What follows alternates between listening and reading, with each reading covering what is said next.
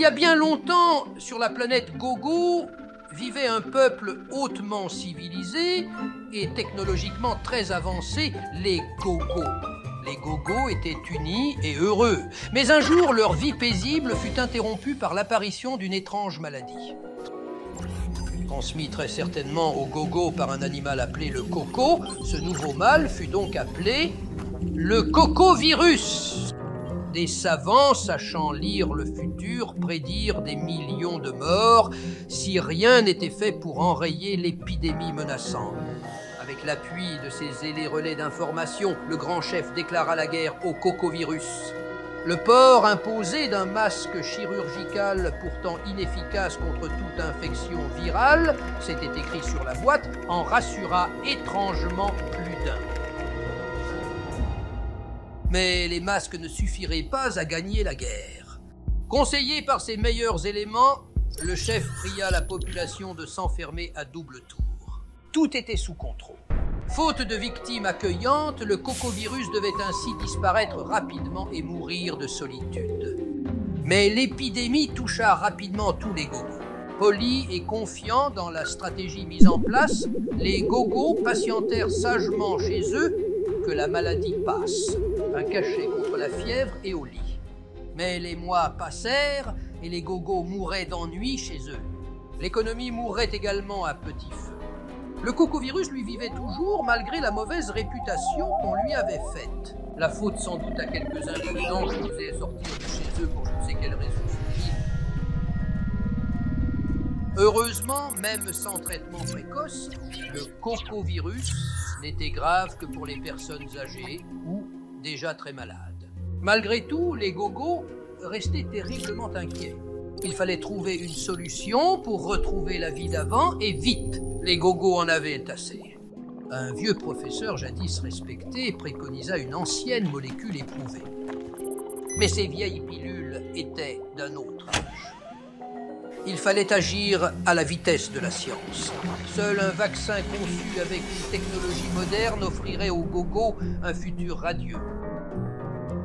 Un intrépide laboratoire accepta le défi de sauver les Gogos. Son sulfureux passé judiciaire fut vite oublié, tout comme les habituels principes de précaution de recherche et de fabrication afin d'accomplir l'exploit tant attendu. Les phases de création et de test du produit furent génialement réduites de plus de 10 ans à seulement quelques mois. L'urgence sanitaire méritait bien quelques entorses au process empirique. Et le miracle fut. Les Gogos allaient être enfin libérés de cette terrible menace. Alléluia. Tous piqués, tous sauvés, proclamait le grand chef.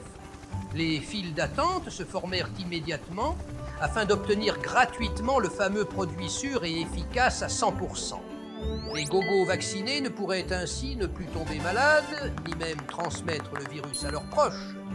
C'était bien la définition d'un vaccin. Les éternels grincheux appelaient à la prudence, mais heureusement, une brigade de la vérité les firent taire pour le bien de tous. Les récalcitrants au progrès étaient alors écartés de la société, car il était tout à fait inadmissible que des non-vaccinés mettent en danger des Gogos vaccinés. Des milliards de Gogos furent rapidement piqués et les Gogos obtinrent en quelques jours des millions d'années de recul sur ce produit expérimental. La joie et l'allégresse étaient de retour sur la planète Gogo. Mais l'hiver suivant, le cocovirus réapparut contre toute attente. Les vaccinés tombèrent de nouveau malades et certains en mourraient encore, mais de forme légère, fort heureusement. L'efficacité du vaccin baissait, semble-t-il, avec le temps, et une mise à jour était nécessaire. C'était du jamais vu dans l'histoire de la science Gogo. L'époque changeait et la science également. Il fallait vivre avec son temps. Le laboratoire illustrait lui-même parfaitement cette nouvelle agilité. En plein vol, il adaptait son discours et reconnaissait qu'il avait oublié de tester l'efficacité du vaccin sur la transmission. Mais bon, peu importe, puisque le produit empêchait les formes graves de la maladie. Avec le temps, même le cocovirus était lui aussi fatigué de tout ce cirque. Et il n'arrivait plus à inquiéter les Gogos. Finalement, le virus n'avait pas tué davantage que l'habituelle maladie hivernale, la groppe. La peur avait quitté les gogos et c'était bien là l'essentiel. La liberté et le bonheur ont un prix et les gogos le connaissent désormais. Et au diable les quelques millions de rabat-joie qui se plaignaient désormais de soi-disant effets secondaires de leur injection, car corrélation n'est au grand jamais causalité chez les gogos. Fort heureusement, les gogos avaient gardé pendant toute cette épreuve leur foi inébranlable en la science. Car comme le disait un célèbre dicton de la planète Shadok voisine, en essayant continuellement, on finit par réussir. Donc plus ça rate, plus on a de chances que ça marche.